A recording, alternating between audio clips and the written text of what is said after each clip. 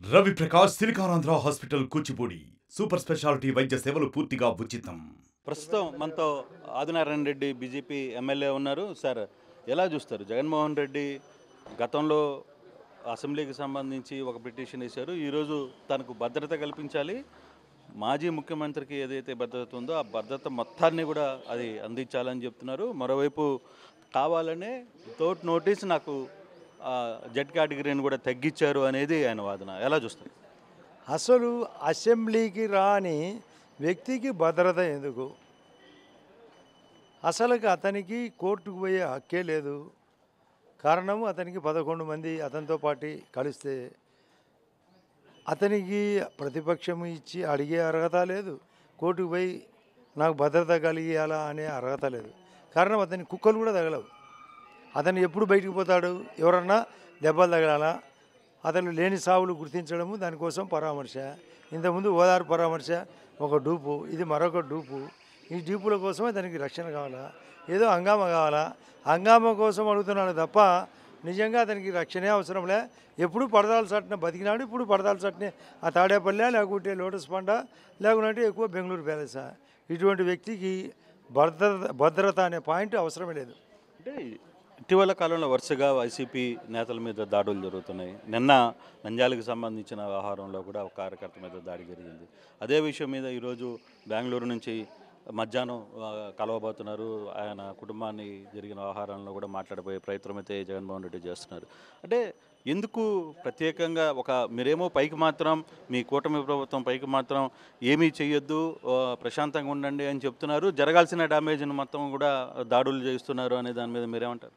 అసలు డ్యామేజ్ జరిగింటే కదా అపోహ. వాళ్ళు ఏదో స్థల వ్యాపారము, లవ్ కేసులో, ఫ్యామిలీ మ్యాటర్స్ ఉన్నప్పుడు ప్రభుత్వానికి సంబంధమే లేదు. వాళ్ళ కార్యకర్తలే 2 భాగాలు, ఒక గతంలో ఒక తప్పు ఒక ఒప్పు. అలా చేసుకుంటే ఇతను ఏదో రంగు పూసుకొని రంగు పులిమి ఇది ఏదో TDP party, Janasena party, NDA party కలయికతో జరిగిందని చెప్పడం శుద్ధబద్ధం. ఇది మానుకోవాలా? అబద్ధాల మయము. రాష్ట్రాన్ని నాశనం చేసినాడు. మళ్ళీ నాశనం చేసే దానికోసం, అతను అధికారంలోకి వచ్చేదానికోసం ఏదో ఒక ట్విస్ట్ రాజకీయాలు. అసలు ఏ దాడి జరగలే.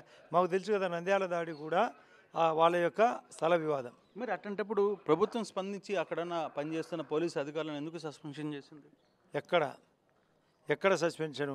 ఎక్కడ నిజంగా పోలీసులు పనిచేయలేదో అక్కడ ఖచ్చితంగా సస్పెన్షను. ఇది వాస్తవ పరిస్థితి. ప్రజలకు తెలియజేయాల్సిన అవసరం.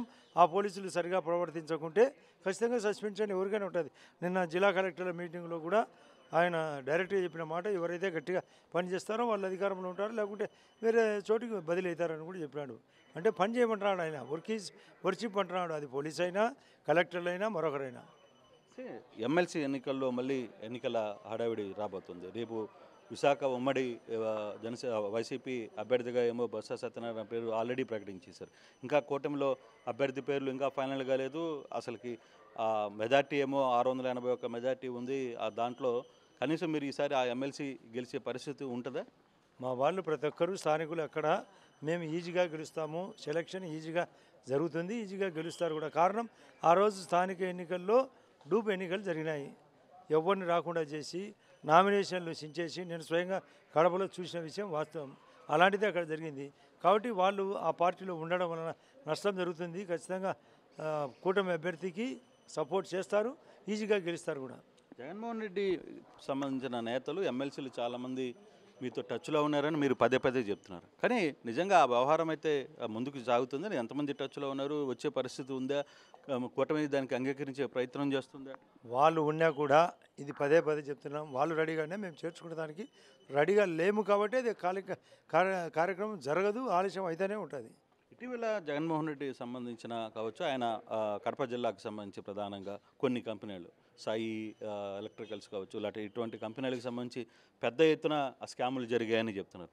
కానీ మీ సైడ్ నుంచి నిజంగానే ఆ స్కాములు జరిగాయని మీ దగ్గర ప్రూఫ్స్ ఉన్నాయా, లేదా కేవలం మాటల వరకే పరిమితం అవుతున్నారు? అసలు స్కాన్లో దొరికినారు. పూర్తి స్థాయిలో అన్ని పేపర్స్ దొరికినాయి కాబట్టి ఓపెన్గా ఈ విధంగా చెప్పడం జరుగుతున్నది. ఖచ్చితంగా జరుగుతుంది. షిర్దీ సాయి ఎలక్ట్రికల్స్ అతి చిన్న స్థాయి ఉన్న పలంగా అన్ని సజ్జల రామకృష్ణారెడ్డి అన్నకు సోయాన బావమరిది.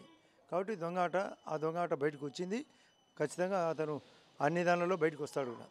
జగన్మోహన్ రెడ్డి ఇప్పుడు ఉన్న అందరితో కలవాలని ఒక ప్రయత్నం, ఆయన కూడా ప్రజాస్పందన స్టార్ట్ చేశారు, దాన్ని అలా చూస్తారు.